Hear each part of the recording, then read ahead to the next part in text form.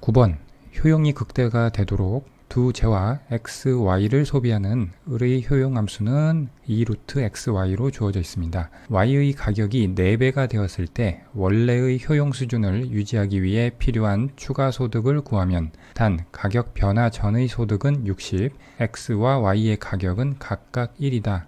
9번 문제는 보상 변화에 관한 문제가 되겠습니다. 보상 변화는 지출함수를 가지고 수식으로 계산을 할 수가 있는데 지출함수는 보상수요 함수를 구해서 도출을 할 수 있습니다.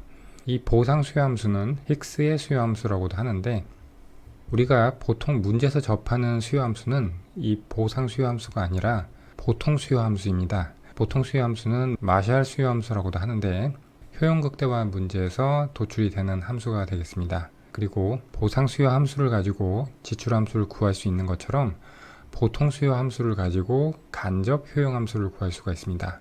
그리고 이 간접 효용함수와 지출함수는 쌍배 관계를 가지고 있습니다. 이것들을 순서대로 알아보고 문제에 적용해 보도록 하겠습니다. 문제에서 을의 효용함수가 2루트 xy로 주어져 있고요. 그리고 소득도 주어져 있고 xy의 가격 1로 주어져 있습니다. 이것을 기억하고 보통수요 함수부터 순서대로 알아보도록 하겠습니다. 먼저 보통수요 함수입니다. 이것은 소득이 일정한 수준이 유지된다는 가정하에 도출된 수요 함수가 되겠습니다. 보통 수요 함수는 효용극대화 문제에서 도출이 되는데 일반적으로 설명을 해보면 효용극대화 문제를 설정을 합니다. 즉 목적 함수로 효용 함수를 설정을 하고 제약 조건으로 예산 제약식을 둡니다. 문제에서 주어진 실제 효용 함수는 2루트 xy인데 이것은 콥 더글라스형 효용 함수죠. 그리고 예산 제약식을 보면 직선의 식이기 때문에 이 효용극대화 문제는 내부해를 갖습니다. 따라서 우리는 효용극대화 1개 조건을 만족하는 해가 효용을 극대화하는 소비량인 것을 알 수가 있고요.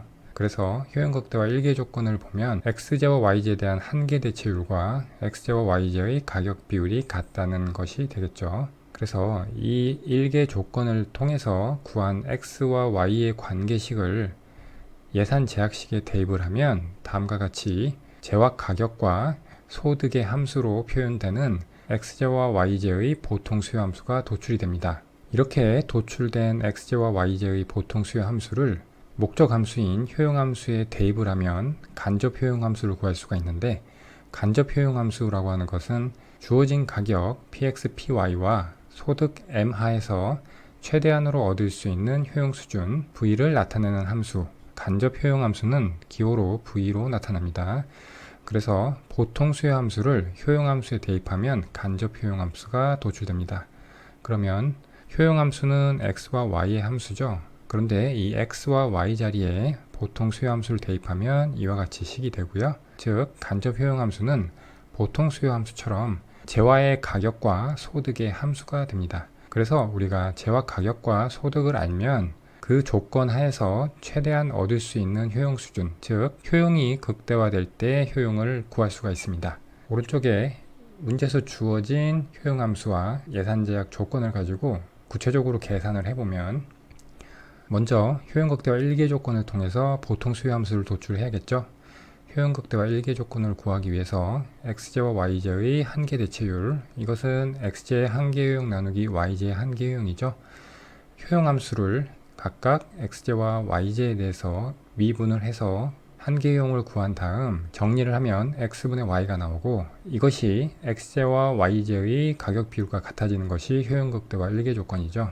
그러면 이 식에서 px 곱하기 x가 py 곱하기 y라는 것을 우리는 알 수 있고 얘를 예산 제약식에 대입을 합니다. 이미 여기는 x제 가격과 y제 가격 그리고 소득을 대입을 했는데 일반적인 보통수요 함수를 구하기 위해서 왼쪽에 있는 일반적인 예산 제약식에 이 관계식을 대입을 하면 이렇게 py 곱하기 y 자리에 px 곱하기 x가 들어가고 그러면 이것을 x에 대해서 정리를 하면 2px분의 m이라고 해서 바로 x제의 보통수요 함수가 도출이 됩니다. 그리고 이 관계식을 이용하든 아니면 여기에 px 곱하기 x 자리에 py 곱하기 y를 대입을 해서 y에 대해서 정리하면 y제의 보통수요 함수는 이와 같이 되고요. 그리고 구체적으로 주어진 x제와 y제의 가격 그리고 소득을 대입을 하면 효용을 극대화하는 x제와 y제의 소비량은 각각 30이 나옵니다. 보통 수요함수를 구했으니까 우리는 간접 효용함수를 구할 수 있겠죠. 이렇게 구한 보통 수요함수를 목적함수인 효용함수에 대입을 하면 이처럼 모습이 되고요. 이것을 정리하면 루트 px 곱하기 py분의 소득 m이 됩니다. 이것이 간접 효용함수가 되고요. 문제에서 주어진 소득과 제와 가격을 대입하면 분모는 1이고 분자가 60이죠. 그래서 간접 효용함수 값은 60이 나옵니다. 이것은 주어진 가격 x제와 y제의 가격이 1이고 소득이 60일 때 최대한으로 얻을 수 있는 효용 수준을 나타냅니다. 다시 문제로 돌아오면 y의 가격이 4배가 되었을 때 원래의 효용 수준을 유지하기 위해 필요한 추가 소득을 구하라고 했는데 원래의 효용 수준이 우리가 방금 구한 60이죠. 그러면 우리는 보통 수요 함수와 간접 효용 함수까지 봤고요. 보상 수요 함수를 살펴보겠습니다. 보상 수요 함수는 효용이 일정한 수준이 유지된다는 가정하에 도출한 수요 함수로서 지출 극소화 문제를 통해서 도출할 수가 있습니다. 목적 함수는 지출액이 되고요. 그래서 이것을 극소화하는 것이 지출 극소화 문제고 제약 조건은 주어진 효용이 되겠습니다. 지출 극소화 문제의 해 역시 이 1개의 조건을 가지고 x와 y의 관계식을 도출해서 효용 제약식에 대입을 하면 다음과 같이 제약 가격과 주어진 효용의 함수인 보상 수요 함수가 도출이 됩니다. 이렇게 도출된 보상 수요 함수를 가지고 우리는 지출 함수를 구할 수가 있겠습니다. 지출 함수는 주어진 가격 하에서 일정한 효용 수준을 달성하기 위한 최소한의 지출액을 나타내는 함수가 되겠습니다. 이것은 보상 수요 함수를 지출액, 즉 지출 극소화 문제의 목적 함수인 지출액에 대입을 하면 지출 함수가 도출이 됩니다. 그래서 px 곱하기 x자리에 x의 보상 수요 함수 더하기 py 곱하기 y의 보상 수요 함수 이렇게 해서 정리를 하면 지출 함수는 제와 가격과 효용 수준의 함수로서 도출이 됩니다. 문제에서 주어진 구체적인 함수로 보상 수요 함수와 지출 함수를 도출해 보면 지출 극소화 문제를 설정을 하고요. 그 다음 여기서 우리는 x와 y의 관계식을 도출할 수가 있고 y로 정리를 해서 얘를 예산 제약식에 대입을 합니다. 그러면 이와 같이 들어가게 되고요. 이것을 x에 대해서 정리한 것이 바로 x제의 보상 수요 함수가 되겠습니다. y도 이 관계식을 통해서 계산을 하면 이와 같이 되고요. 그리고 문제에서 주어진 구체적인 조건들 x제와 y제의 가격을 대입을 하고 그리고 주어진 효용 수준인데 우리가 앞에 효용 극대화 문제를 구할 때 극대화되는 효용 수준이 60이었죠. 그래서 이 바에 60을 대입하면 x제와 y제의 보상 수요 함수는 30이라는 값이 도출이 됩니다. 그리고 보상 수요 함수를 구했으니까 지출 함수의 모습을 보면 목적 함수에다가 보상 수요 함수를 대입을 하면 되죠. 그러면 이와 같이 되고요. 정리하면 루트 px 곱하기 py 곱하기 u 바가 됩니다. 여기서 우리가 px, py에 1을 대입하고 주어진 효용을 효용 극대화 문제에서 극대화된 효용 60을 대입을 하면 지출 함수의 값은 60이 나옵니다. 그 다음은 간접 효용 함수와 지출 함수 사이의 쌍대 관계 또는 쌍대성을 보겠습니다. 우리는 간접 효용 함수를 이렇게 도출을 했고 지출 함수를 이렇게 도출을 했습니다. 그런데 간접 효용 함수와 지출 함수의 구체적인 값을 구할 때 간접 효용 함수의 효용 값이 60이 나왔고 지출 함수의 값도 60이 나왔습니다. 즉 극대화된 효용이 60이 나오고 극소화된 지출이 60이 나왔습니다. 극소화된 지출 60은 문제에서 주어진 가격 변화 전의 소득 60이죠. 왜 그렇게 나오냐면 x제와 y제의 가격을 1을 대입을 하고 그리고 이 주어진 효용을 효용 극대화 문제를 통해서 도출된 효용을 대입했기 때문에 원래의 소득 60이 도출이 되는 것입니다. 수치적으로는 그렇고요. 그러면 쌍대성이 뭐냐면 간접 효용 함수나 지출 함수 둘 중에 하나만 알면 나머지 함수를 도출할 수 있는 성질을 의미합니다. 즉 간접 효용 함수가 있다고 할 때 얘를 소득 m에 대해서 정리하면 아래처럼 되고요. 그런데 이 모습을 보면 지출 함수와 모습이 같죠. 그리고 지출 함수도 효용 u에 대해서 정리를 하면 아래처럼 되는데 얘도 보면 간접 효용 함수와 모습이 같음을 알 수가 있습니다. 그러면 우리는 이 문제를 풀기 위해서 지출함수를 가지고 접근을 할 텐데 간접 효용함수를 가지고도 답을 도출할 수 있음을 확인해 보겠습니다. 이 문제는 보상 변화를 묻고 있습니다. 보상 변화라고 하는 것은 소비자의 효용을 가격 변화가 일어나기 이전의 수준으로 되돌려 놓기 위해 필요한 소득의 변화를 의미합니다. 즉, YJ의 가격이 1에서 4로 4배가 됐을 때 가격이 상승하기 전의 원래 효용 수준인 60을 유지하기 위해서 필요한 추가 소득을 묻고 있습니다. 그래서 문제의 표현을 보면 보상 변화를 직접적으로 묻고 있는 문제임을 알 수가 있습니다. 보상 변화는 가격 변화가 일어난 이후에 지출 함수에서 가격 변화가 일어나기 이전에 지출 함수를 빼서 계산을 할 수가 있습니다. 지출 함수는 재화 가격과 주어진 효용의 함수죠. 그런데 문제에서 보면 재화 가격과 주어진 효용 중 변화한 것은 YJ의 가격만 변화했습니다. 그래서 변화 후의 YJ 가격을 PY1이라고 하고 변화 전에 YJ 가격을 PY0라고 하겠습니다. 그러면 문제에서 주어진 값들을 그대로 대입하면 됩니다. 변화 후에 지출함수는 XJ 가격은 1, YJ 가격은 4, 주어진 효용은 원래 효용 수준을 유지해야 되니까 원래 효용 수준 60을 대입하면 되고요.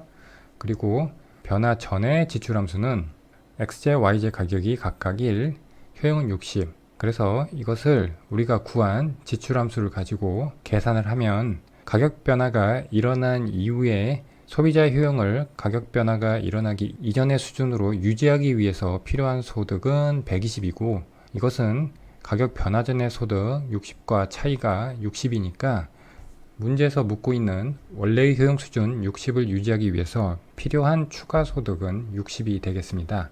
그래서 답은 1번이고요. 그리고 이 보상 변화는 간접 효용 함수와 지출 함수 사이의 쌍대성을 이용해서 간접 효용 함수를 가지고도 도출할 수가 있습니다. 즉, 간접 효용 함수는 재화 가격과 소득의 함수죠. 그래서 이 아래 식을 보시면 이것은 가격 변화 전에 간접 효용 함수 값이고 그래서 효용이 60이 나왔죠.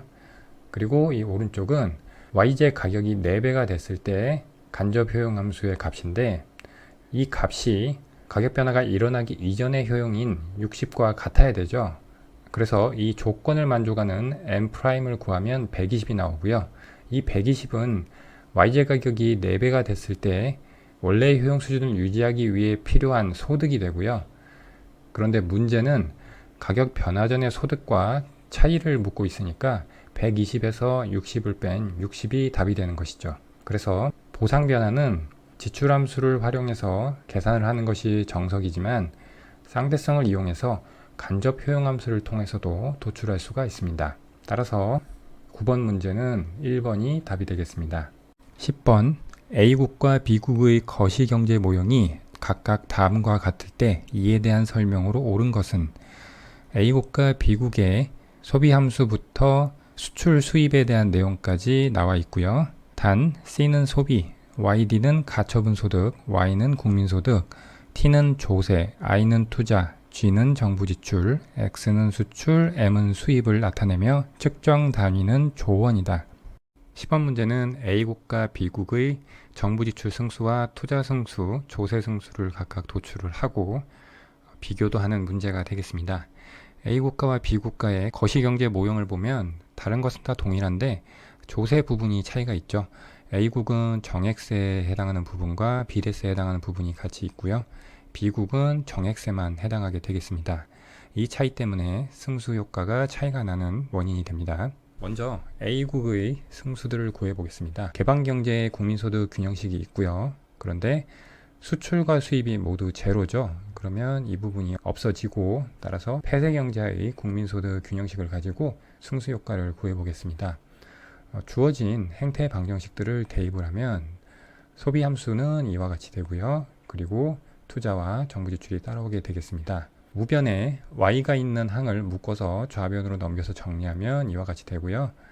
그러면 우리는 이 식에서 투자 승수, 정부 지출 승수, 조세 승수를 도출할 수 있겠습니다. 투자 승수는 조세와 정부 지출이 불변이라고 가정하고 투자가 변화했을 때 소득이 얼마나 변하는지 배수를 의미하고 정부지출 승수는 역시 다른 조세나 투자가 불변일 때 정부지출이 변화했을 때 소득이 얼마나 변하는지 배수를 의미하게 되겠습니다. 조세 승수도 마찬가지로 투자와 정부지출이 불변일 때 조세가 변화했을 때 국민소득이 변화하는 배수를 조세 승수라고 하겠습니다. 투자 승수와 정부지출 승수는 다음과 같습니다. 좌변에 정리한 y 앞에 이 계수가 우변으로 넘어가서 분모로 가게 되죠. 이게 바로 투자 승수와 정부지출 승수가 되고요. 문제에서 비례세 부분에 한계 세율이 0.25니까 이 t 자리에 0.25를 대입을 해주면 투자 승수와 정부지출 승수는 2.5가 나옵니다. 그리고 조세 승수를 구하면 i와 g가 날아가고 t 앞에 있는 계수와 y 앞에 있는 계수를 각각 분자와 분모로 두면 이와 같이 정리가 되고요. 한계 세율 자리에 0.25를 대입을 하면 조세 승수는 마이너스 2가 나옵니다. 보기 1번부터 먼저 보면 A국의 균형 국민소득이 215조 원이라고 할 때 균형 국민소득을 4% 증가시키기 위해서 그러면 215에 4%면 이렇게 계산을 하면 8.6조 원이 나옵니다. 이렇게 증가시키기 위해서는 정부지출을 8.6조 원 증대시키면 된다. 정부지출 승수에 정부지출 증대량을 곱하면 이게 8.6조 원이 돼야 되죠. 그래서 델타 G를 구하면 3.333 이렇게 나옵니다. 그런데 문제에서는 정부지출을 8.6조 원 증대시키면 된다고 했으니까 이 부분이 틀렸고요.